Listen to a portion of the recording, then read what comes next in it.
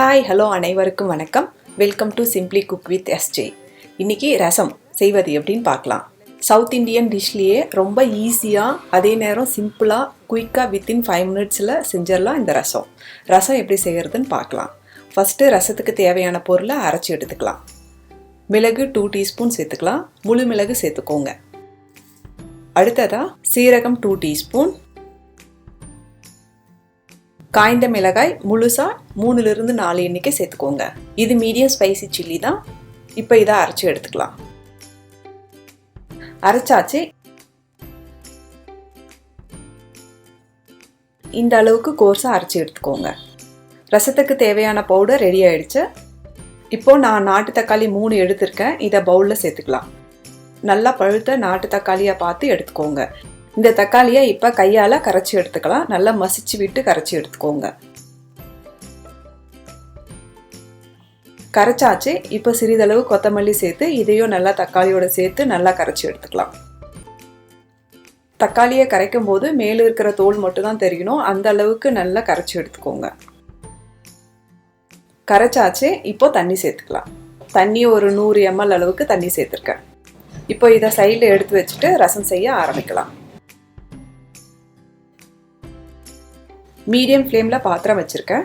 இப்போது இதில் oil 3 table spoon சேர்த்துக்கலாம். ஆயில் சூடான பிறகு கடுகு 1/2 டீஸ்பூன் சேர்த்துக்கலாம். கடுகு பொரியும் போது ஃப்ளேமை சிம்மில் வச்சுக்கோங்க. இப்போ காஞ்ச மிளகாய் 3 சேர்த்துக்கலாம். இது ஃப்ளேவருக்காக சேர்த்துருக்கேன். முழுசாக சேர்த்துக்கோங்க. அப்புறம் இடித்த பூண்டு சேர்த்துக்கலாம். பூண்டு 10லிருந்து 12 எண்ணிக்கை எடுத்து அதை இடித்து சேர்த்துக்கோங்க. தோலோடு இடித்து சேர்த்துக்கோங்க. அப்போ தான் வாசமாக இருக்கும். இப்போ கருவேப்பிலை 2 இனுக்கு உருவி சேர்த்துக்கோங்க. கருவேப்பிலை சேர்த்த பிறகு நம்ம அரைச்ச அந்த மிளகு, சீரகம், மிளகாய் அந்த பொடியை இப்போ சேர்த்துக்கலாம். சேர்த்த பிறகு நல்லா கலக்கி விட்டுக்கலாம். நம்ம சேர்த்த இந்த பொடி, பூண்டு, மிளகாய், கருவேப்பிலை எல்லாம் சேர்ந்து ஒரு 30 செகண்ட்ஸ் வறுபட்டால் போதும் ஸ்லோ ஃப்ளேமில். இப்போ பெருங்காயத்தூள் 1/4 டீஸ்பூன் சேர்த்துக்கலாம். பெருங்காயத்தூள் சேர்த்த பிறகு அதையும் நல்லா கலக்கி விட்டுக்கலாம். இப்போ புளி கரைச்சல் 2 டேபிள் ஸ்பூன் சேர்த்துக்கலாம். புளி ஒரு சிறிய நெல்லிக்காய் சைஸ் எடுத்து அதை கரைச்சி சேர்த்துக்கோங்க.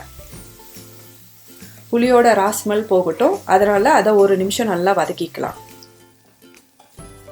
1 நிமிஷம் ஆச்சு. புளியோட ராஸ்மெல் போயிடுச்சு.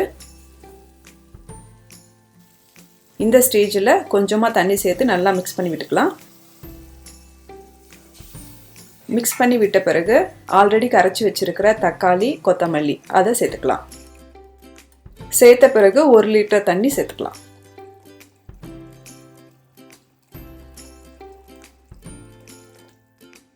இப்போ மஞ்சள் தூள் 1/2 டீஸ்பூன் சேர்த்துக்கலாம். அதுக்கப்புறம் கல்லுப்பு 2.5 டீஸ்பூன் சேர்த்துக்கலாம். சேர்த்துட்டு நல்லா மிக்ஸ் பண்ணி விட்டுக்கலாம்.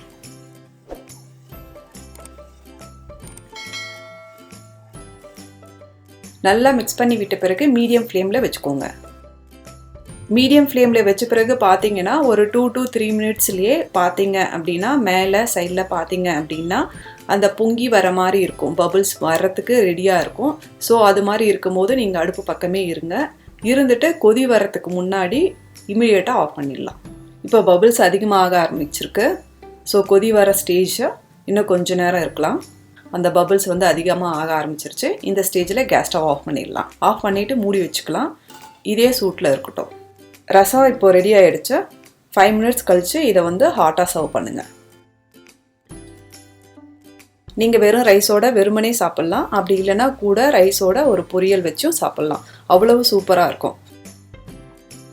Easy and quick and simple within 5 மினிட்ஸில் நீங்கள் ரெடி பண்ணிடலாம். ட்ரை பண்ணி பாருங்கள். ட்ரை பண்ணிவிட்டு உங்களோட ஃபீட்பேக்கை கீழே இருக்கிற கமெண்ட் செக்ஷனில் சொல்லுங்கள். நன்றி, வணக்கம்.